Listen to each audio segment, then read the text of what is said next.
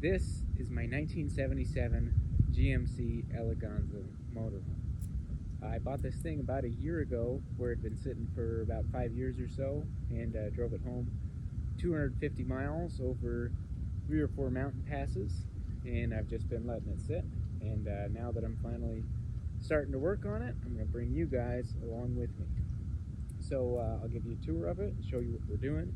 I think first step is going to be putting in a new diesel heater in here, so that way it'll be nice and toasty for me to work on throughout the winter.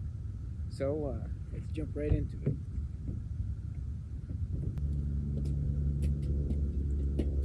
So GMC made these from, I think, 72 to 79, and what's so special about these is the whole front drivetrain is actually the same as an Oldsmobile Toronado, and I used to daily drive a 70 Olds Toronado. It's probably one of the best vehicles I've ever owned, and this has the same 455 big block, same transaxle with, I think, a 3-speed automatic. It's got disc brakes, and it's got torsion bar front suspension, if you can believe that. And they did that so that way they can get this thing super low to the ground and have this nice flat floor throughout. There's no hump for drive shaft or exhaust or axles or anything like that. And it's got airbags on the rear with this special kind of, don't know what it's called, but the special kind of axle that it rides on the back. And so there's no hump for the axles across the back. And then these bottom pieces are fiberglass, but then the rest is aluminum. And it's got a one-piece aluminum roof, almost like an Airstream. So these things are super solid, super light. I think from the factory, fully loaded, it was about 11,000 pounds. I may not be right on that, but here it is. I picked this one up for pretty cheap, always wanted one. And the goal is to get it fixed up and drive it up to Alaska, maybe next summer, possibly the summer after that. So we'll see how it goes. Here's a quick walk around. It's got this cool boat spotlight on the top. It's got a switch inside that moves it around, and it all works too. Not much to see up here, just a crusty battery and radiator. It's got hydraulic windshield wipers that run off the power steering motor.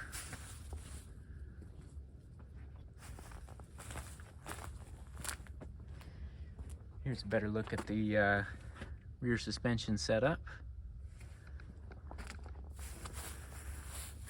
Back in here is the factory propane tank. You got a ladder going up to the top. You got a spare tire that's bolted on there backwards. In here is a Onan 6,000 watt generator. This is your shore power and all that. I've got it with an adapter just down to a 15 amp plug. So that way I can just have the outlets working while I'm working inside this thing. But, yep, that's it. Let's jump inside. So here's the inside. It's got this couch that actually, this part folds up and hangs from the ceiling and is a set of bunk beds. There would have been a dinette here, which isn't there anymore. Come to the front, and you got this amazing panoramic view with all these huge windows. It's so cool going down the road of this.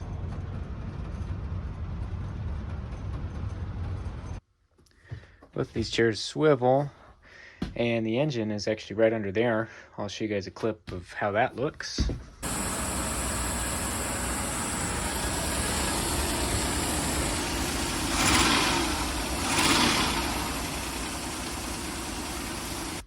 Here's the controls for the airbags. Just regular Chevy gauges and all that sort of thing. There's the controls for that spotlight on the outside. And here's the view going rearward. Some more huge windows. And I have these temporary rope lights up, just so it's a little brighter in here so I can work and film. But Obviously that's going to change. I plan on putting some wood paneling for the whole ceiling. But that's another special thing about these RVs is this spray foam insulation is pretty huge to have that in there already. Another thing is it has a onboard vacuum system, which is pretty cool. I'm not sure if it works yet. There's a kind of control center for the generator and propane and all that stuff. You got a double sink, some broken cabinets. There's the old furnace that we're gonna pull out of there and replace. Just regular cabinets and stuff, gas cooktop, and an oven combination mouse house. So we got that going for us. Here's a fridge. I don't know if it works yet. Runs off of gas or electric. Coming back here, just drawers, closet, and there's a lot of the electrical stuff, some fuses back there, and a breaker box. And this is the air compressor and different solenoids and things for the air ride.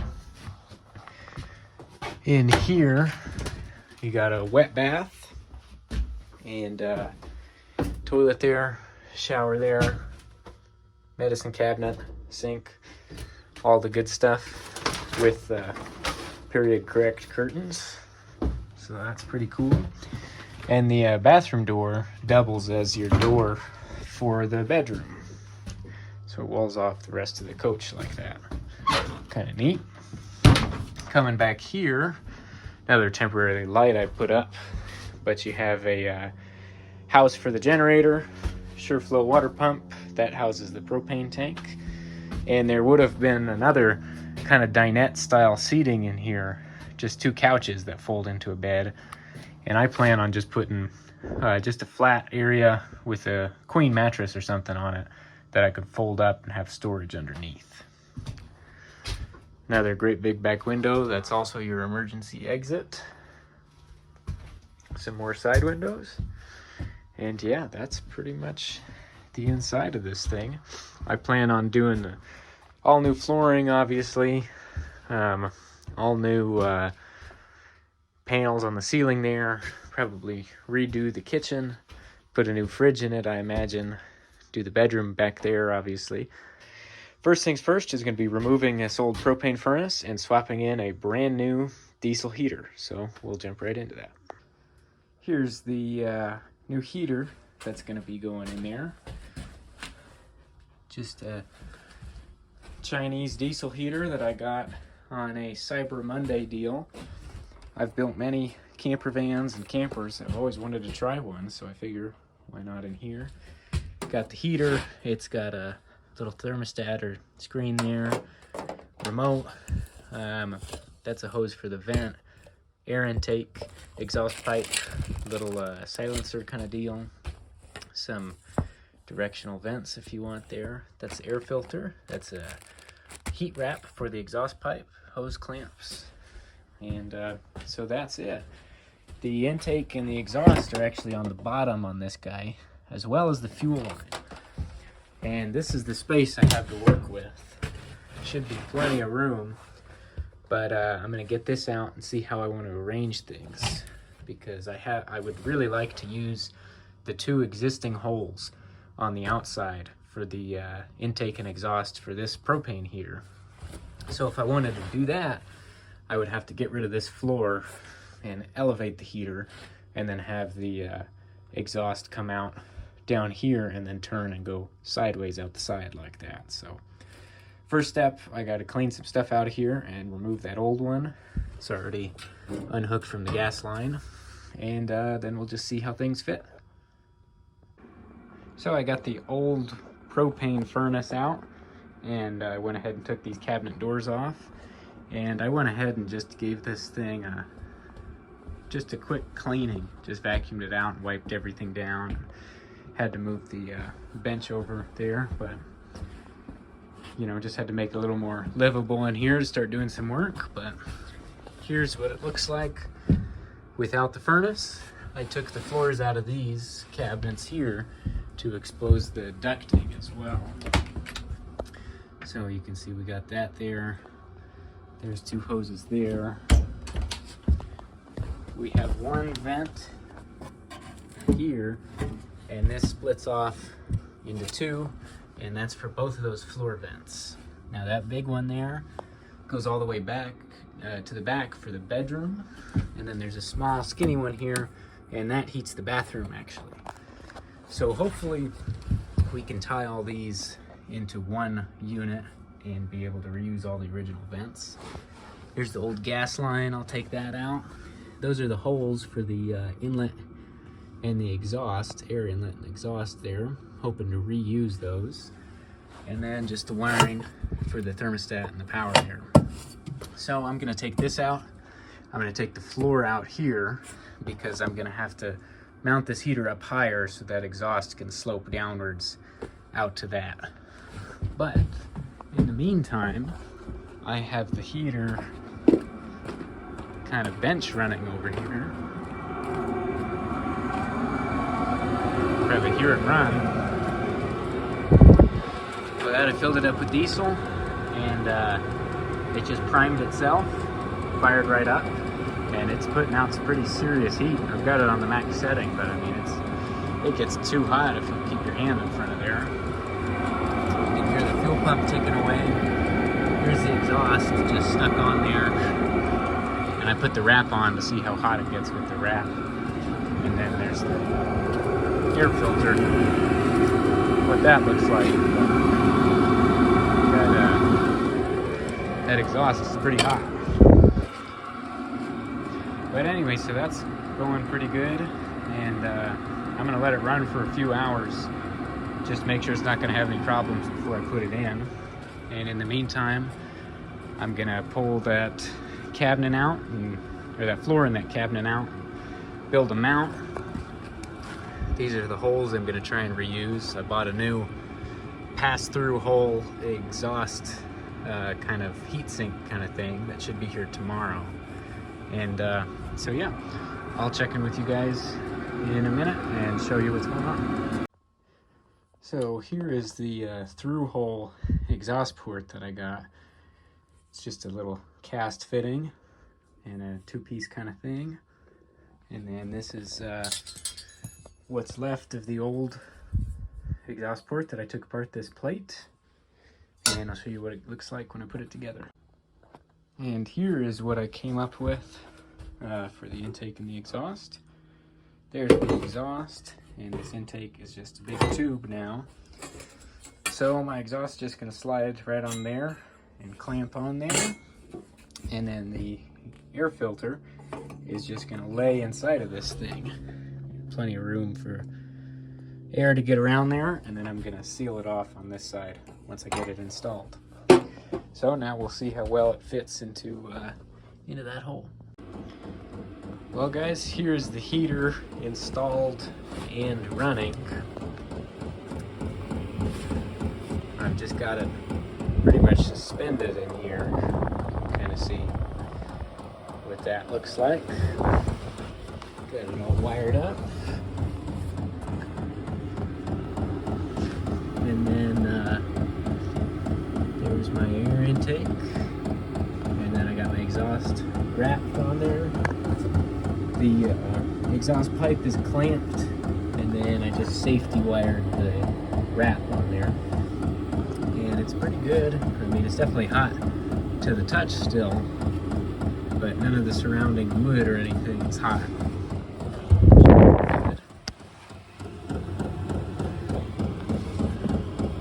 And I can touch anything that would be flammable, and that's just fine.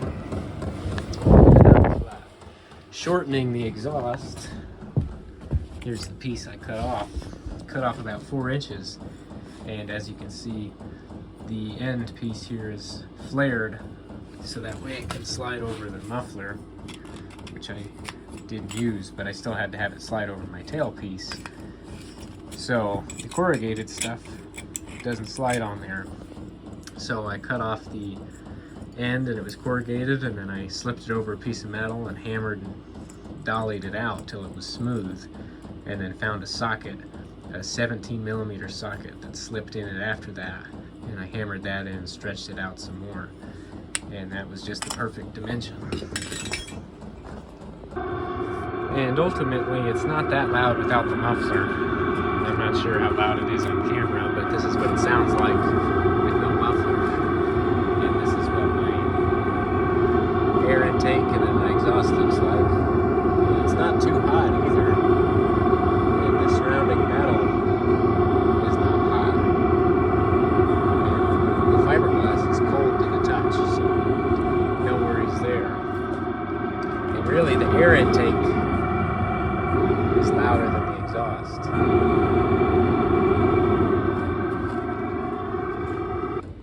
And it was a pretty warm day today, nice and sunny, but so I don't know how good of a test it is, but it was, I think, 66 degrees when I fired this thing up about 15 minutes ago, and it shows that it's 80. I don't know how accurate that is, but it's definitely comfortable.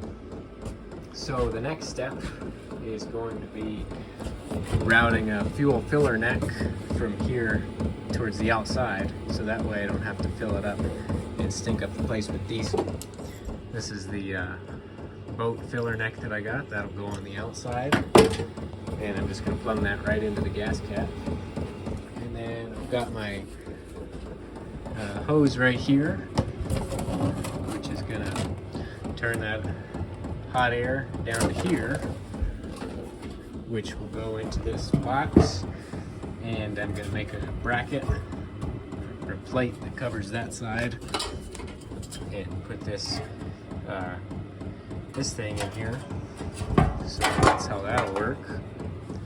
And then I'm going to replace all these hoses with some corrugated aluminum HVAC stuff.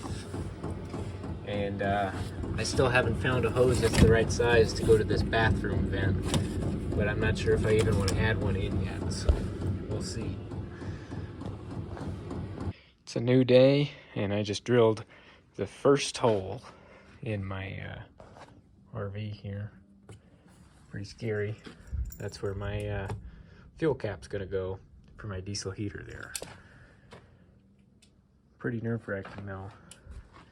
You know, these are such nice big open panels, you hate to drill holes in anything, but I think it'll turn out pretty nice. So I'm gonna hog that out a little bigger, stick this in, and then figure out how to attach that that diesel filler neck there. Well, I have a hole in my RV. I've got a piece of fuel hose here. I got a gas cap with a hole in it. I just picked up this kind of conduit bushing, this sealed bushing here. Got a little O-ring in there. That's gonna go inside my cap. I'm gonna take out this plastic bit, and I'm gonna make another rubber O-ring for that. And then I have this 1.25" nipple. That's gonna go in like that, thread all the way. And that's gonna go on there.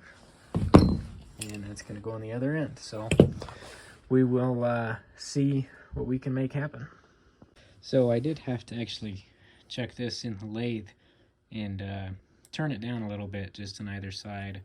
This side I turned down just so I could take the serrated bit out so I could get a better seal on there. And then this side I just made it thinner, but it's still about 3 threads thick. And that way it just pops into my cap here. Fits perfectly. And then I can thread this in.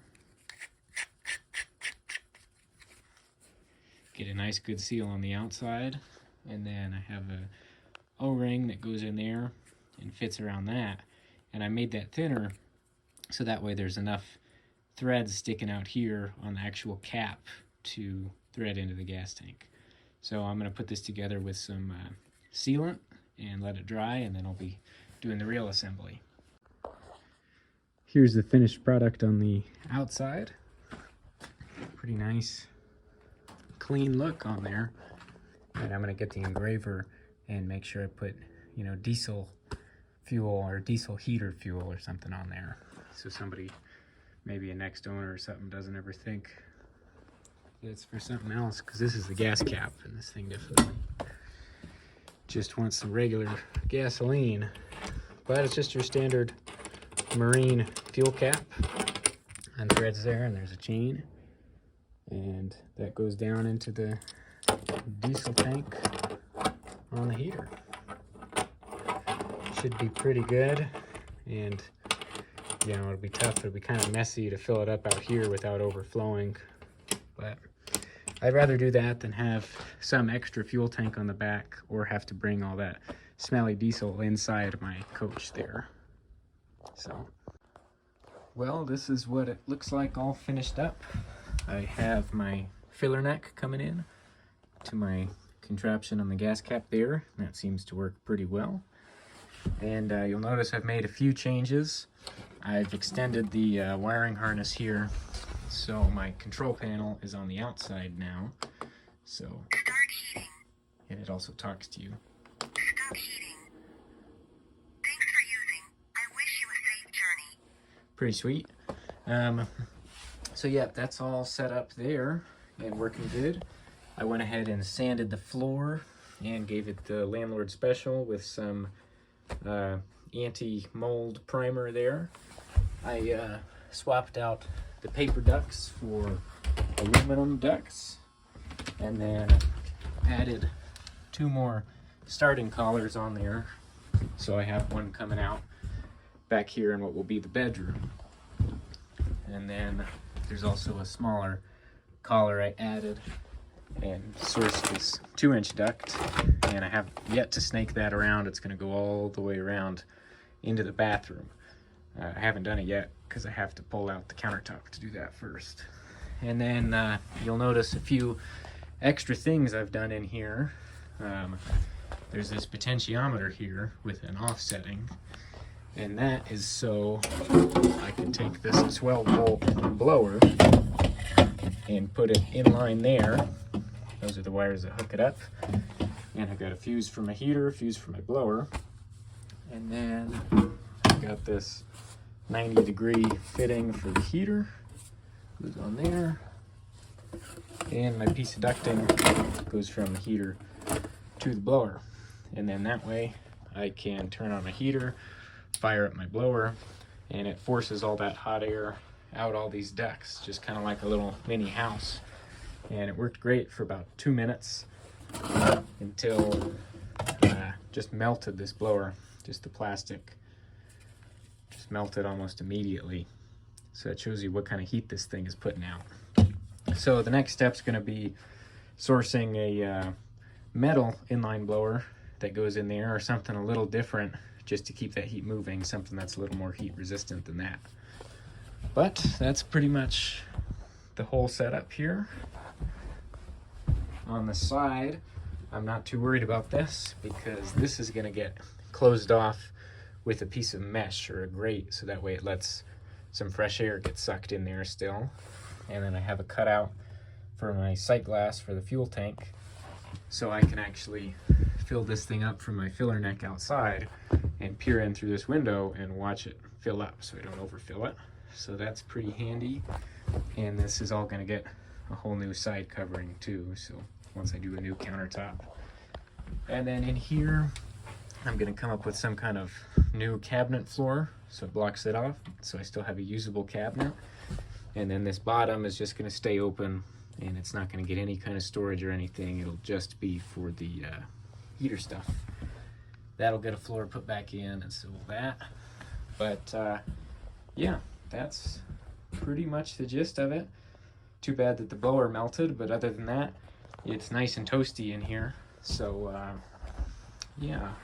Also, while I was cleaning this stuff out down here, I found all kinds of junk from mouse nests. I found some black cat bottle rocket fireworks and stuff, and then I found this, which is pretty cool. This is a camping permit for parking a camper at Disney World in Florida in, let's see, don't know if you can see that, but 1982. And believe it or not, it only cost $2 to park this thing. And then on the back there's a map of the park, I guess, or part of the park. So pretty cool. This thing was back in, this was at Disney World back in the 80s. Kind of neat. Anyways, that's got the heater pretty much done for now. I'm just gonna leave it as it is, and while I look for a blower, I can now start to work on this wood paneling on the ceiling. So that's gonna be it for this part of the video with the heater.